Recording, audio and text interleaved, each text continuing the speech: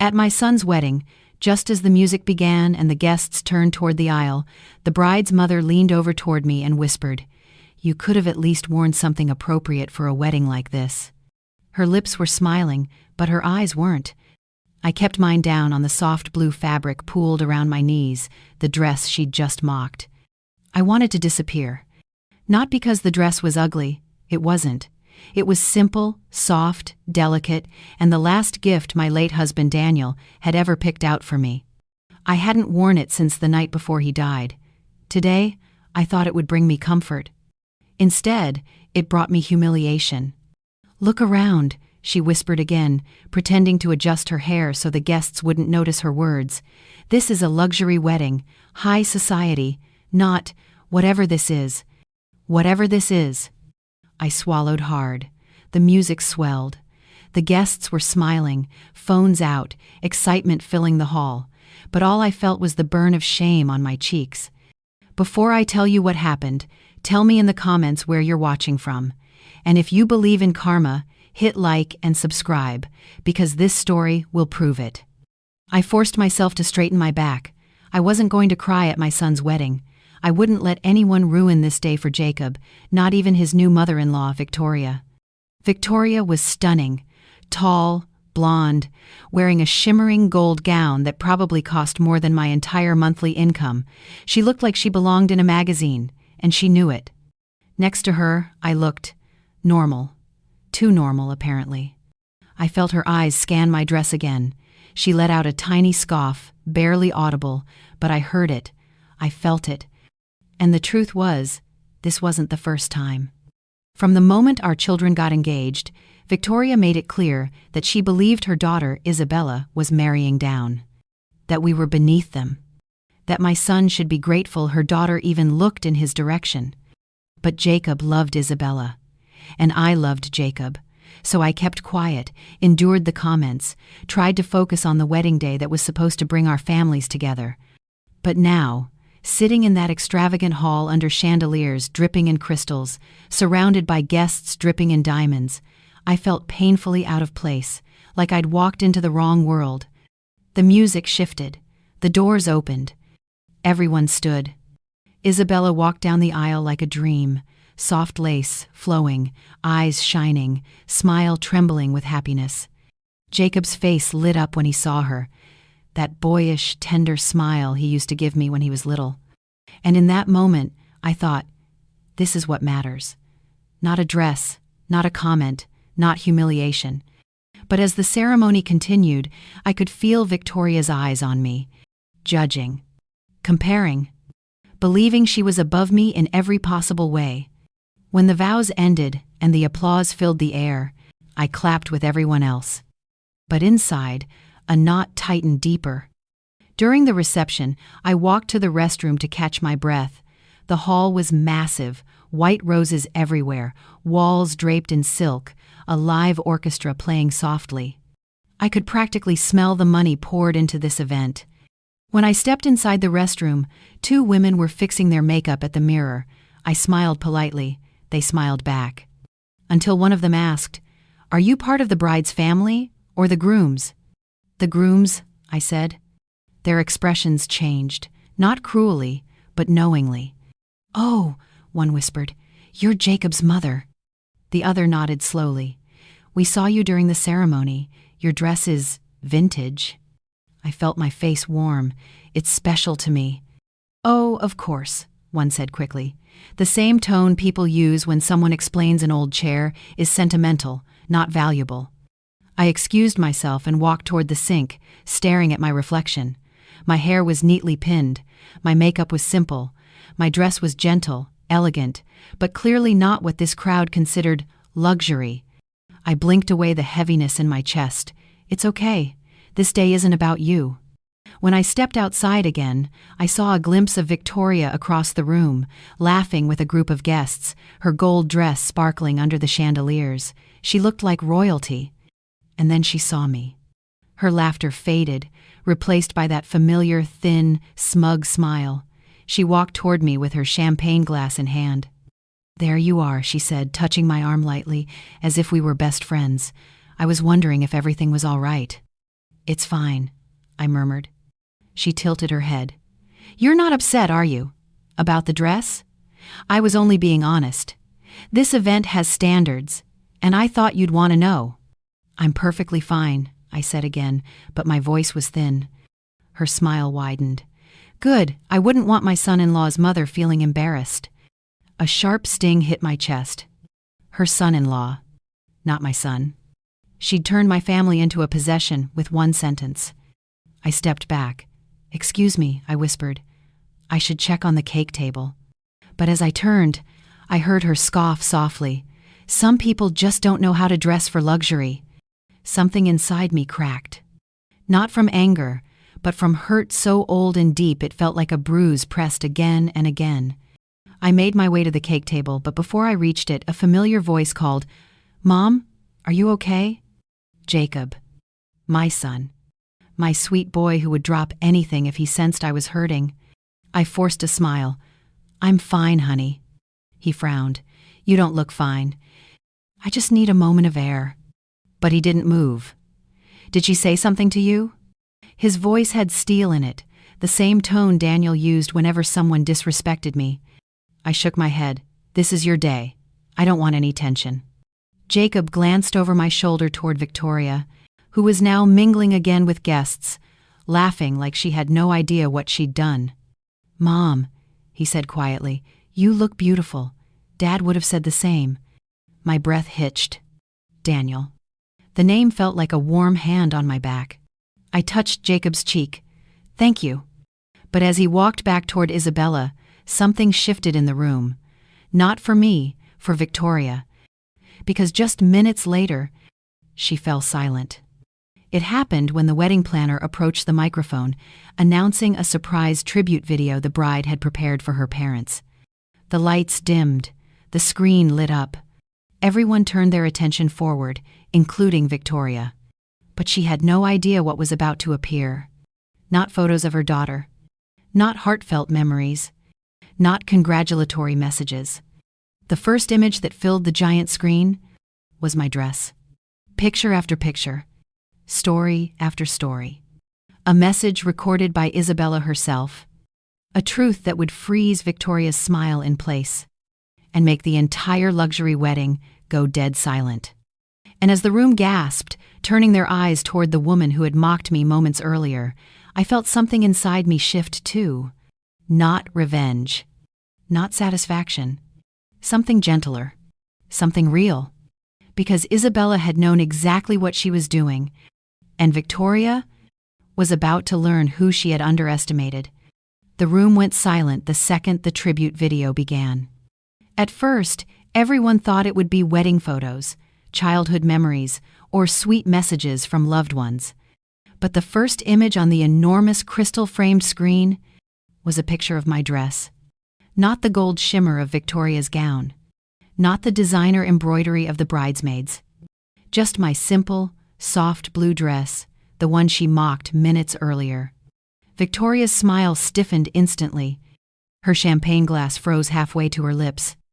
Then Isabella's voice came through the speakers, soft and trembling with emotion. "I want to begin this tribute with someone who has shown me what love, loyalty, and sacrifice truly look like." People leaned forward in their chairs. Victoria looked confused, like she wasn't sure whether she should smile or frown. The screen changed again. A picture of me holding Jacob as a baby. Another of me at a community event. Another of me and Daniel when we were young. I felt my throat tighten. Isabella continued, "This woman doesn't wear expensive things. She doesn't chase status or titles, but she carries something far more valuable, pure kindness." Victoria shifted uncomfortably, lowering her glass. Guests turned toward me, whispering. I felt heat rush to my face. But the video kept going. A picture of the exact blue dress I was wearing appeared again, this time with a caption, "The last gift her husband ever gave her." A quiet gasp rippled through the room. I covered my mouth. Victoria's eyes widened. Her smile vanished completely. Isabella's voice softened. "Jacob told me what this dress means, how his father picked it for her a week before he passed, how she hasn't worn it since, until today." Victoria's jaw tightened as guests slowly shifted their eyes toward her. She knew exactly what she'd said to me. She knew exactly who had heard it. But Isabella wasn't finished. The next image appeared, a video clip recorded in Isabella's dressing room earlier that morning. She was sitting in her bridal robe, makeup barely done, eyes glowing. "Mom," she said on screen, "I know you wanted this wedding to be glamorous, perfect, high class, but sometimes you forget that weddings aren't about money, they're about love." Victoria's shoulders stiffened. "I love you, Mom, I always will. But today, I want to thank someone else. Someone who has treated me like family from day one. Someone who never tried to impress or compete. Someone who made me feel safe." She paused. Jacob's mother. My breath caught. I felt my heart thud painfully against my ribs. Jacob reached for my hand under the table, squeezing it tightly. Then the screen shifted to a compilation of videos. Jacob talking about my late-night shifts to pay for his school. Me volunteering at the shelter. Daniel and I dancing in the kitchen. Family photos from years ago. Moments I thought were forgotten. Isabella's voice came again, now choked with emotion. "This woman is wearing the most beautiful dress in this room, not because it's expensive, but because it carries love, it carries memory, it carries her heart." Guests murmured in agreement. Some wiped their eyes. But the video wasn't over. A final picture appeared. Me holding the dress against my chest the night Daniel passed. A candid photo Jacob had taken without me knowing. Under it, for Dad. My breath shook. Tears spilled down my face. And then came the part no one expected. Not even me. "I know my mother has strong opinions," Isabella said gently. "And sometimes she can forget how her words affect others. But today, I want her to remember something important." The camera zoomed in softly. "Kindness is luxury." The line hit the room like a shockwave. Victoria's face went pale. The lights faded. The video ended. Silence. Heavy, overpowering silence. For a moment, no one moved. The orchestra musicians stared. The guests waited. Jacob held my hand like he was anchoring me to the earth. Then it happened. Victoria stood. Slowly. Stiffly. She wasn't angry. She wasn't loud. She wasn't dramatic. She was silent. Completely silent. Her face crumbled, not with rage, but with something far worse for a woman like her. Shame. She looked at me. Really looked at me. Not at my dress. Not at my hair. Not at my shoes. At me. And something in her expression shifted, like she realized, for the first time, how deeply she'd misjudged the woman her daughter admired so much. Her mouth opened like she wanted to speak, but no words came out.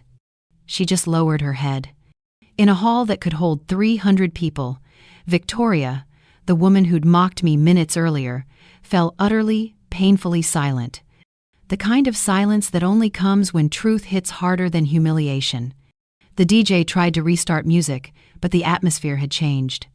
Something powerful had passed through the room, cleansing, reshaping, revealing. Jacob pulled me into a hug. I could feel his heartbeat. Isabella came over, tears shining, and wrapped her arms around both of us. "I'm sorry," she whispered into my shoulder. "I'm so sorry for what she said." I stroked her hair. "It's all right. Today is your day." She shook her head. No, it wasn't right. Across the room, Victoria sat alone. People offered polite smiles, but no one flocked to her anymore. Not after what they'd just witnessed.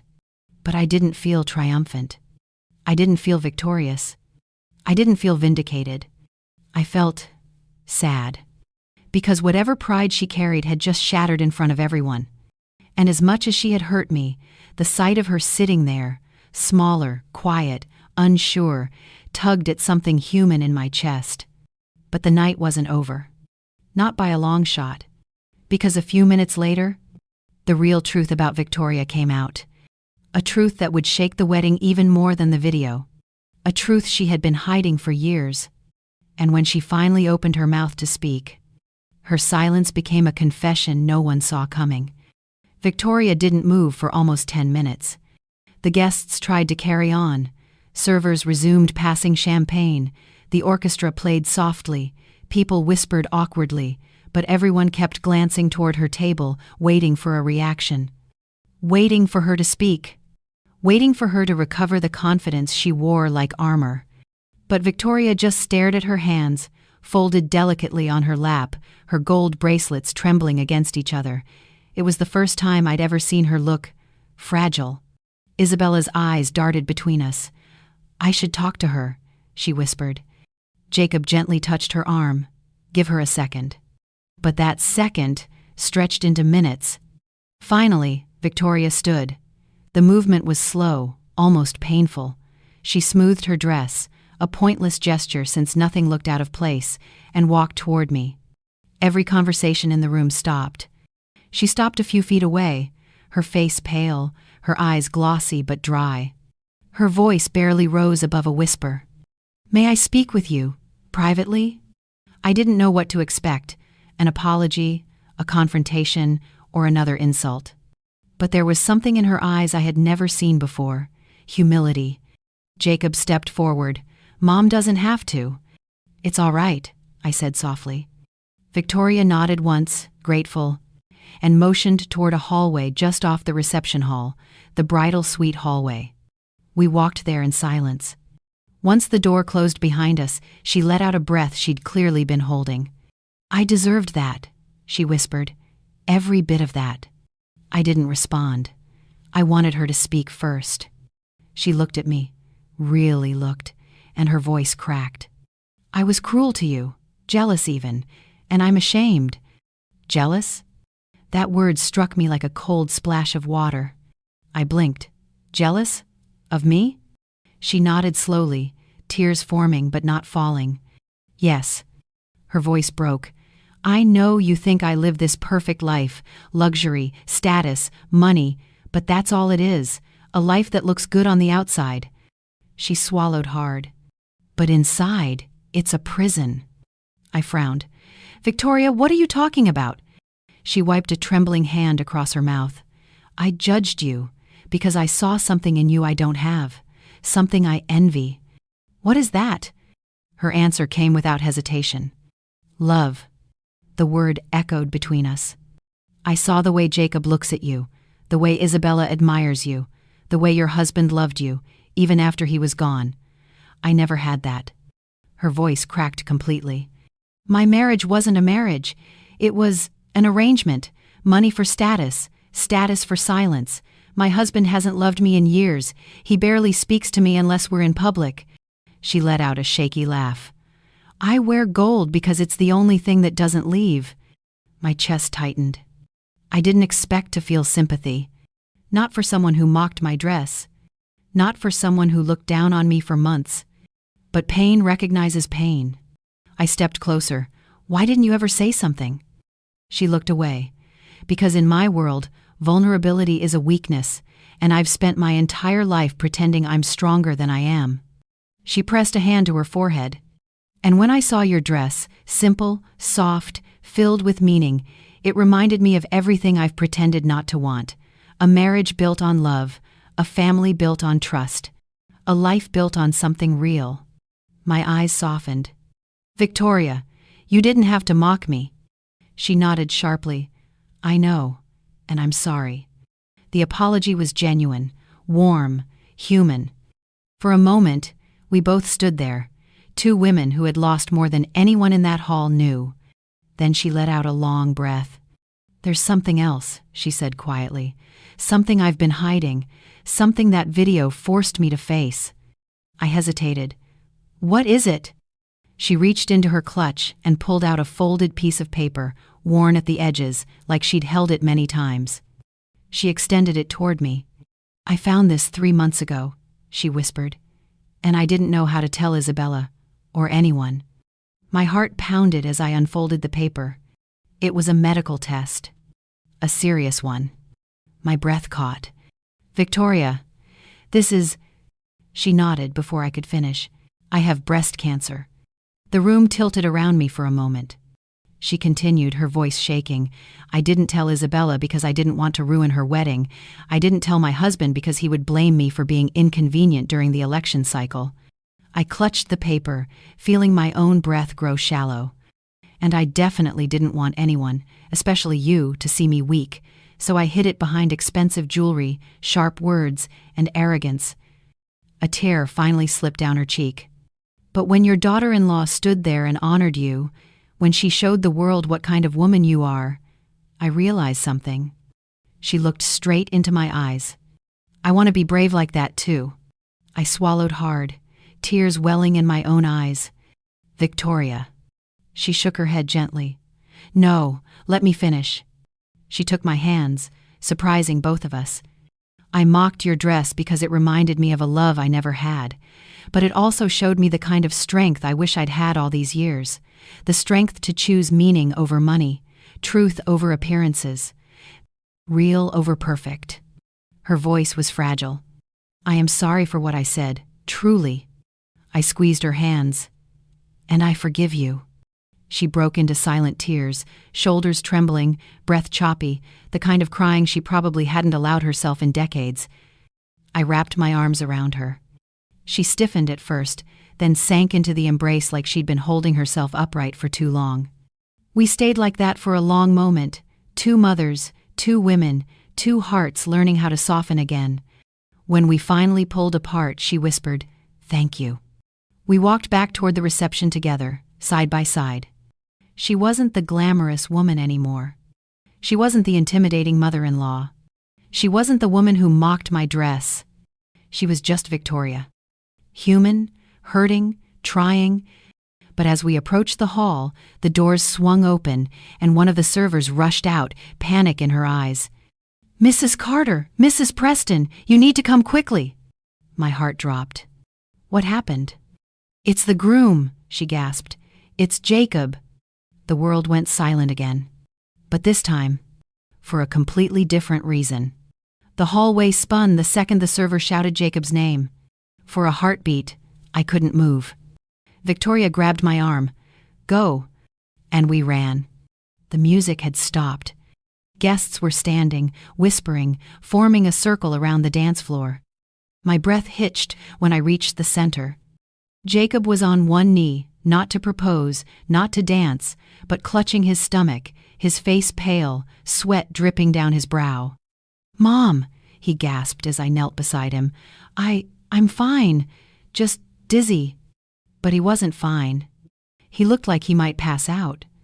Isabella was beside him, crying softly, her fingers trembling against his cheek. "What happened?" I asked, voice shaking. "He got lightheaded," Isabella whispered. "He hasn't eaten all day. He was nervous, and then he just—" Jacob leaned against me, breathing shallowly.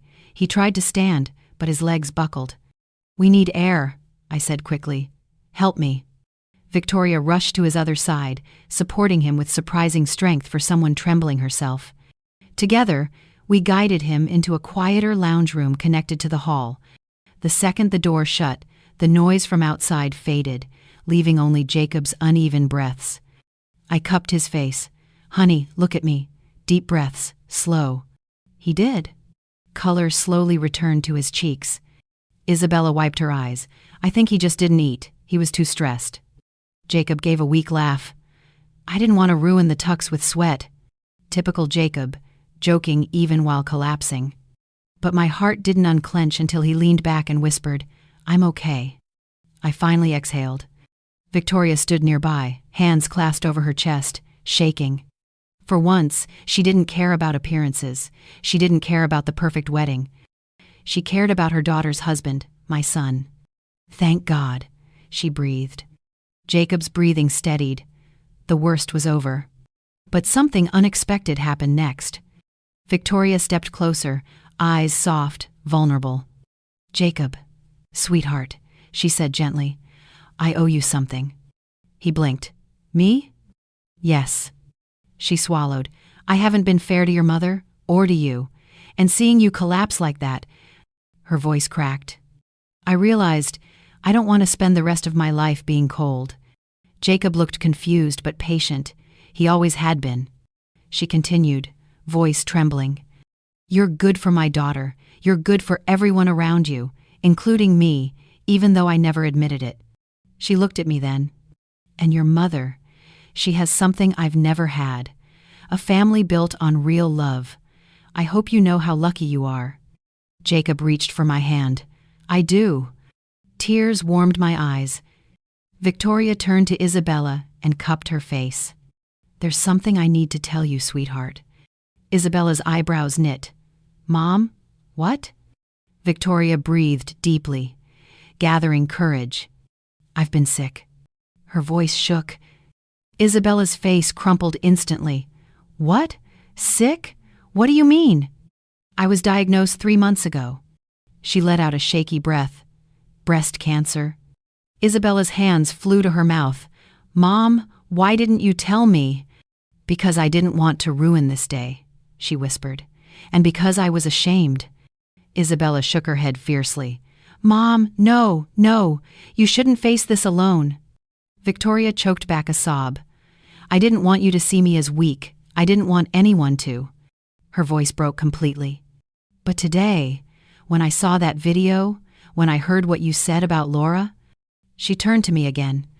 I realized I've spent my whole life trying to look strong, but she lives it. My throat tightened. Victoria. No, she said firmly. Let me say it. She clasped my hands in both of hers. You are the strongest woman in this room, and I judged you because I wanted what you had. A marriage built on love, a family built on closeness, a heart that chooses meaning over money. Her tears spilled freely. I mocked your dress because I didn't understand what it represented, but now I do. I felt tears fall down my cheeks. She took a breath. Would you help me? Her voice was barely a whisper. With the treatments? With everything? The room froze. Jacob stared. Isabella sobbed softly. And Victoria, the woman who'd belittled me for months, stood there, small, scared, human. I squeezed her hands tightly. Of course I'll help you. She collapsed into me, hugging me the way someone hugs when they've been holding themselves together for too long. It was raw. It was real.